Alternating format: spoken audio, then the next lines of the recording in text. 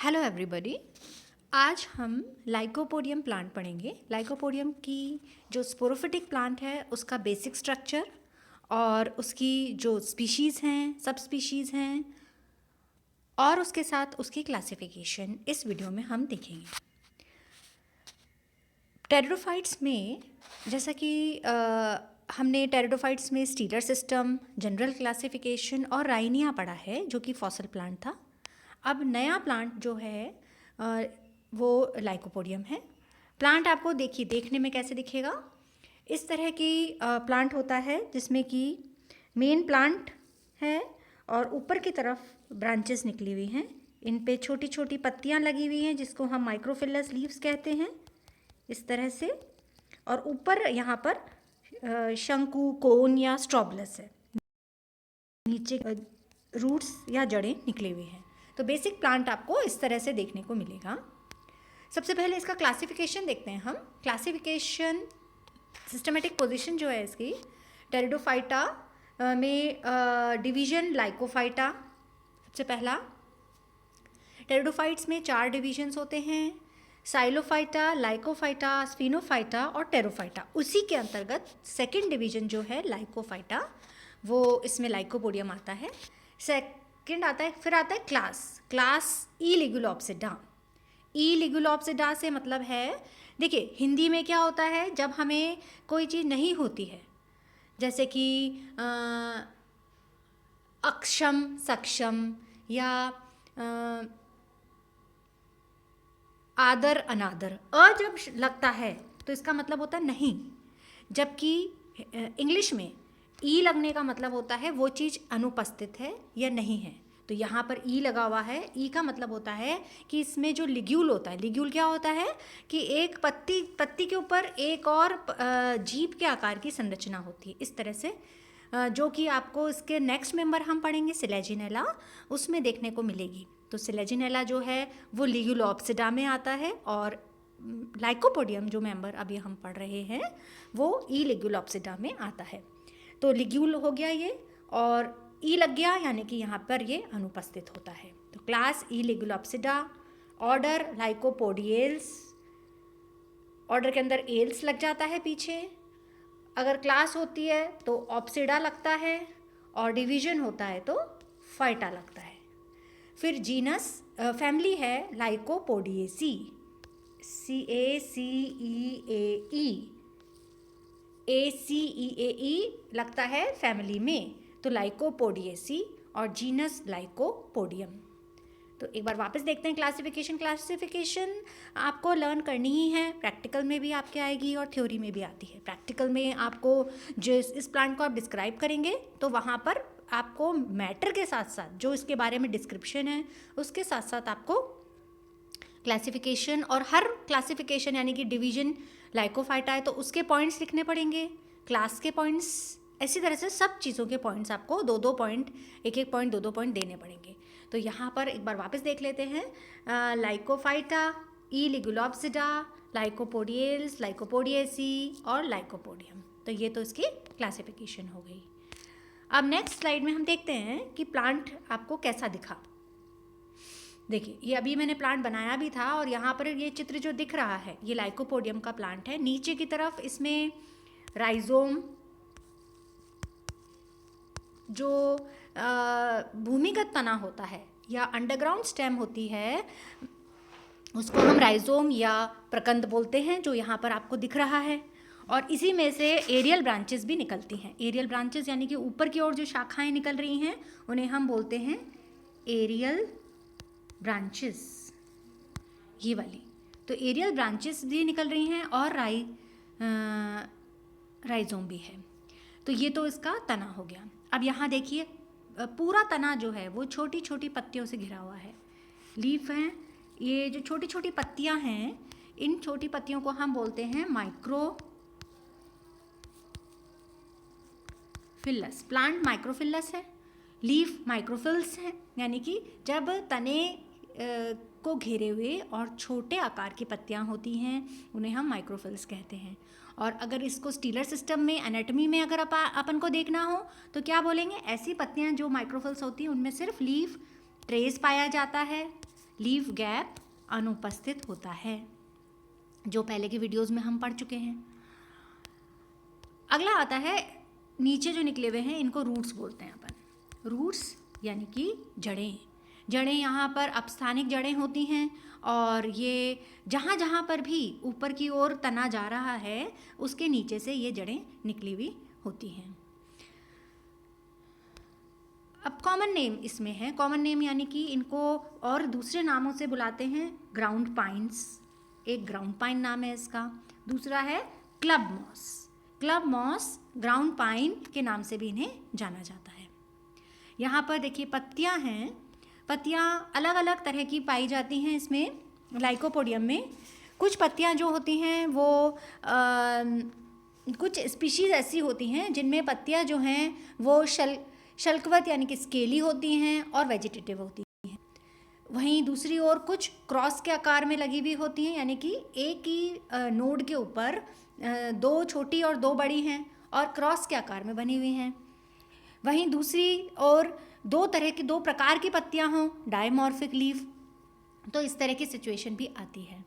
वहीं जैसे ये आखिरी वाला आप देख रहे हैं, ये वर्ल्स हैं। वर्ल्स मतलब एक नोड के ऊपर कई सारी पत्तियां चक्र के रूप में लगी हुई अगर होती हैं तो उनको हम वर्ल्स कहते हैं। तो अलग अलग स्पीशीज़ में अलग अलग प्रकार की पत्तियों की संख्या, पत्तियों की शेप और पत्तियों की प्रकार पाए जाते हैं। तो ये तो हो गया लाइकोपोडियम प्लांट की बाहरी संरचना। अच्छा, इसमें एक स्ट्रक्चर और है जो मैं बताना भूल गई। सबसे पहले आप ऊपर देख रहे हैं तना जो है, तना में ये इस तरह से दो में डिवाइडेड है आगे जाके, तो इसको होते हैं डाइकोटोमस ब्रांचिंग। डाइकोटोमस ब्रांचिंग यानी कि द्विशाखन इसके तने पर पाया जाता है। वहीं इसमें जब स्ट्रॉबलस देखते हैं तो इसका जो टिप है, ये टिप देखिए, टिप आपको प्लांट दिखाएंगे भी तब भी आप देखिएगा प्रैक्टिकली। और यहाँ पर टिप जो होती है उसमें पत्तियाँ सघन हो जाती हैं, और वही पत्तियाँ जिनमें पत्ती के अलावा कोई एक और संरचना आ जाती है जिसे हम स्पोरेंजियम कहते हैं। अगर ये सब मिल जाती हैं पास पास आकर तो एक कोन जैसी संरचना बनाती है जिसे हम स्ट्रॉबलस, कोन या शंकु कहते हैं। तो ये जो संरचनाएं होती हैं वो लाइकोपोडियम प्लांट के टिप के ऊपर पाई जाती हैं। जो ब्रांच हैं उनकी टिप पर पाई जाती हैं, जैसे ये है, ये है, ये है। इसको हम बोलते हैं स्ट्रॉबलस या कोन। स्ट्रॉबलस या कोन या शंकु, ये इस प्रकार हम इनको कहते हैं। तो ये तो मूल संरचना हो गई जो हमने देखी अभी। अब आता है अगला स्लाइड जिसमें हमने इसकी स्पीशीज़ के बारे में पढ़ा है। स्पीशीज़, कई प्रकार की स्पीशीज़ होती हैं लाइकोपोडियम में। अलग अलग इनकी हैबिट और हैबिटेट भी अलग अलग होती है। कुछ ऐसी होती हैं जो कि नॉर्मल क्रीपिंग होती हैं, यानी कि भूमि के ऊपर उनकी स्टेम होती है, श्यान प्रकार की होती है। कुछ होती हैं जो आरोही प्रकार की हैं, कुछ विसर्पी होती हैं यानी कि क्रीपिंग होती हैं, और कुछ होती हैं जो कि इरेक्ट खड़ी हुई हैं। उन्हीं के साथ कुछ हैं जो कि एपिफिटिक है। तो पहला वाला देखिए आप, पहला वाला जो है लाइकोपोडियम फ्लेगमेरिया। फ्लेगमेरिया जो है वो एपिफिटिक है, यानी कि वो दूसरे पादपों के ऊपर लगा हुआ होता है, अधिपादपीय होता है। वहीं दूसरा एग्जाम्पल जो है वो है लाइकोपोडियम क्लेवेटम। वो क्रीपिंग होता है, कि क्रीपिंग यानी विसर्पी प्रकार होता है क्लेवेटम। फिर अगला आता है इरेक्ट, यानी कि सीधा खड़ा हुआ, ऊर्ध्व प्रकार का होता है, उसको लाइकोपोडियम रिफ्लेक्सम कहते हैं। ये तो इसके प्रकार हैं, यानी कि इसके एग्जाम्पल्स हैं। इसके अलावा भी कई होते हैं, पर एक एक मुख्य एग्जाम्पल मैंने लिया। फिर इसके अलावा कुछ स्पीशीज़ हैं जैसे कि Lycopodium serratum, Lycopodium clavatum, Lycopodium inundatum, Lycopodium cernuum और लाइकोपोडियम वॉल्यूबाइल। ये मुख्य स्पीशीज़ हैं जो हम भिन्न भिन्न एग्जाम्पल्स के अंदर इनको हम पढ़ेंगे। तो ये लाइकोपोडियम के बारे में आ गया। फिर इसके अंदर दो प्रकार आते हैं, सब जीनस जिन्हें कहते हैं हम। सब जीनस का मतलब है कि पादप, क्योंकि हमने बताया हैबिटेट इनकी अलग अलग प्रकार की होती हैं, तो उसी को देखते हुए दो जीनस सब जीनस बनाए हैं इसमें। एक होता है पहला वाला यूरोस्टेकिया और दूसरा है रेफेलोस्टेकिया। यूरोस्टेकिया जो प्रकार है, देखिए पहला वाला यूरोस्टेकिया जो है उसमें वो प्रिमिटिव यानी कि आद्य प्रकार का होता है। जो भी पौधे होते हैं इसमें वो आद्य प्रकार के होते हैं। जबकि रेफेलोस्टेकिया जो दूसरा वाला है वो इवॉल्व्ड माना जाता है। इवॉल्व मतलब प्रगत प्रकार है, इसमें डेवलपमेंट हो चुके हैं अच्छे, जिसकी वजह से ये इवॉल्व हो गया। दूसरा है कि दूसरा मुख्य डिफरेंस है बीजाणुद्भिद जो होता है पादप, मेन प्लांट जो अभी हमने प्लांट मैंने आपको दिखाया था लाइकोपोडियम का पहले वाली स्लाइड में, वो क्या है इसका बीजाणुद्भिद पादप है, यानी कि स्पोरोफिटिक पादप है। स्पोरोफाइट क्या होता है, जब हर पादप में दो जनरेशन्स होती हैं, दो पीढ़ियाँ होती हैं, एक होती है स्पोरोफिटिक और एक होती है गैमेटोफिटिक। तो जो मुख्य पीढ़ी होती है जो ज़्यादा समय तक रहती है और जो मुख्य पादप बनाती है उसको हम लाइक टेरिडोफाइट्स में वो लाइकोपोडियम में वो स्पोरोफिटिक होती है।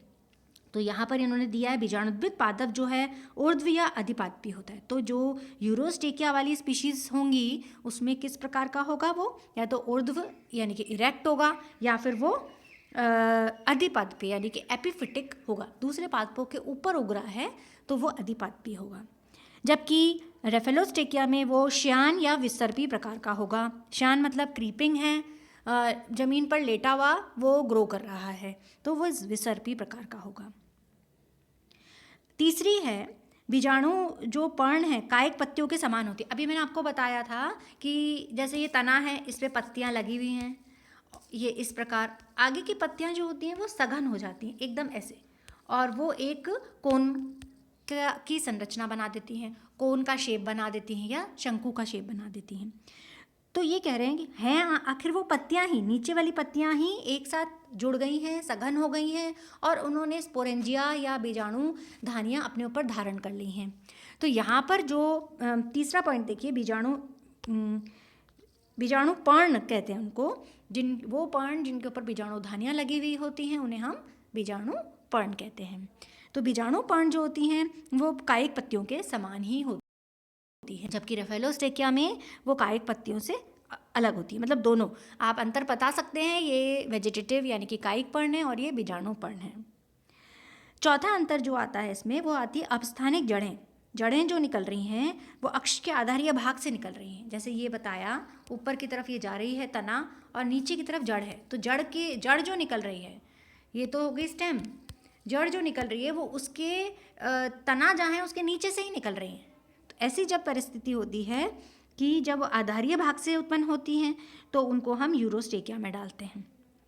वहीं दूसरी ओर अगर जड़ें किसी भी भाग से निकल जाएं, तने के किसी भी भाग से निकल जाती हैं जहाँ पर ऊपर की तरफ ब्रांच जारी है या नहीं जारी, पर अगर किसी भी पॉइंट से निकल जाए तो उसको हम बोलते हैं रेफेलोस्टेकिया में डालते हैं। तो ऐसी जातियाँ जो कि ये कैरेक्टर्स दिखाती हैं उनको हम रेफेलोस्टेकिया में डालते हैं।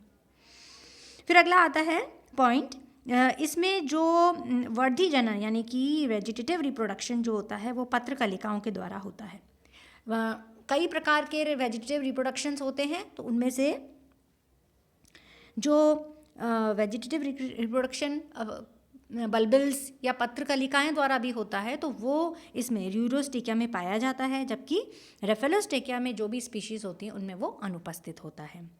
कुछ एग्जाम्पल्स हैं यहाँ पर, देखिए सबसे पहला है यूरोस्टेकिया में लाइकोपोडियम सिलेजो, लाइकोपोडियम लूसिड्यूलम, फ्लेगमेरिया, स्क्वेरोसम। वहीं रेफेलोस्टेकिया के कुछ एग्जाम्पल्स हैं, आपको एक एक दो दो एग्जाम्पल याद करने हैं। जब आप ऐसा एग्जाम में डिफरेंसेस आएंगे तो आप कोई भी दो एग्जाम्पल इनके याद करके रख सकते हैं। क्लेवेटम है, इनंडेटम, कॉम्प्लिनेटम, सिरनम। तो ये 4 एग्जाम्पल्स हैं इसमें जो कि आपको रेफेलोस्टेकिया में पाए जाते हैं। तो क्या क्या मुख्य अंतर हुए, एक तो प्रिमिटिव और इवॉल्व्ड है, दूसरा बीजाणु जो पादप है वो ऊर्ध्व या अधिपादपी होगा या फिर वो रेफेलोस्टेकिया में श्यान और विसर्पी प्रकार का होगा। तीसरा अंतर है बीजाणु पर्ण के बारे में, पहले वाले यूरोस्टेकिया में वो समान दिखती हैं दोनों कायिक पत्तियाँ और बीजाणु पर्ण, जबकि रेफेलोस्टेकिया में वो अलग अलग दिखती हैं। फिर है पत्रकलिकाओं के द्वारा जनन होता है यूरोस्ट्रेकिया में, और एफिलोस्ट्रेकिया में वो पत्रकलिकाएं अनुपस्थित होती हैं। तो ये कुछ मुख्य अंतर हैं जिनके द्वारा हम दोनों सब स्पीशीज़ को देखते हैं और डिस्क्राइब करते हैं। इनके आगे का जो हम हैं वो अगले वीडियो में देखेंगे। अभी यहाँ तक आपको इनको अच्छे से लर्न करना है।